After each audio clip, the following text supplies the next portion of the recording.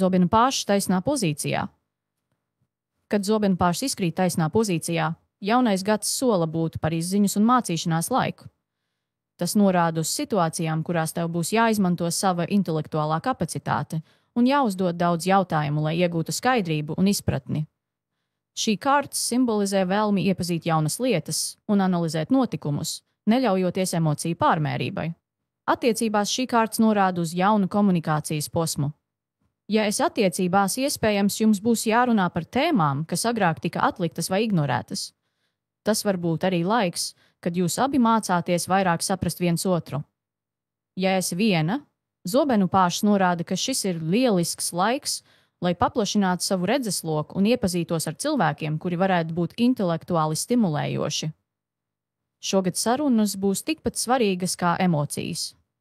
Darba un finanšu jomā zobenu pāšs norāda uz izpēti un stratēģisku domāšanu. Tas ir laiks, kad tev būs jāiedziļinās detaļās un jāmeklē informācija, kas palīdzēs pieņemt pareizos lēmumus. Iespējams, nāksies apgūt jaunas prasmes vai apdomāt citus profesionālus virzienus. Finansiāli šī kārta aicina būt uzmanīgai, rūpīgi izpēti katru piedāvājumu vai ieguldījumu. Un atceries, zobena pāšs tev atgādina, ka zināšanas ir spēks. Kā saka, labs jautājums var būt vērtīgāks par 100 atbildēm. Šogad esi zinkārīgi un uzdod daudz jautājumu, un tu ieraudzīsi daudz iespēju. Zobena pāša apgrieztā pozīcijā.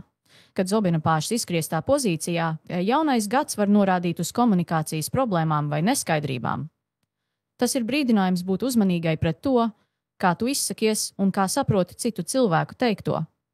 Šī kārta simbolizē situācijas, kurās var trūkt skaidrības vai nepieciešamības būt kritiskākai pret iegūto informāciju. Attiecībās šī kārta var liecināt par pārpratumiem vai komunikācijas šķēršļiem.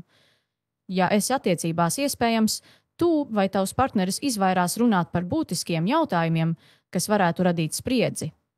Šis ir gads, kad ir svarīgi mācīties skaidri paust savas sajūtas un klausīties arī otra teiktajā.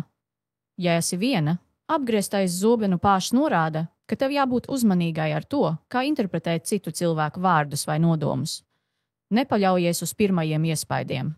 Darbu un finanšu jomā šī kārta var norādīt uz neskaidrību vai nepietiekamu informāciju. Iespējams, nāksies ieguldīt vairāk laika un pūļu, lai saprastu situāciju vai izstrādātu plānu. Finansiāli esi uzmanīgi, lai neiekristu slazdā, ko rada nepilnīga informācija vai nepārbaudīti piedāvājumi. Un atceries, apgrieztais zobenu pāšs tev saka, ka reizēm klusēšana ir zelta vērtē. Kā saka, pirms sāc runāt, pārliecinies, ka saproti. Šogad esi uzmanīga ar vārdiem, gan saviem, gan citu, un tu izvairīsies no nevajadzīgiem sarežģījumiem.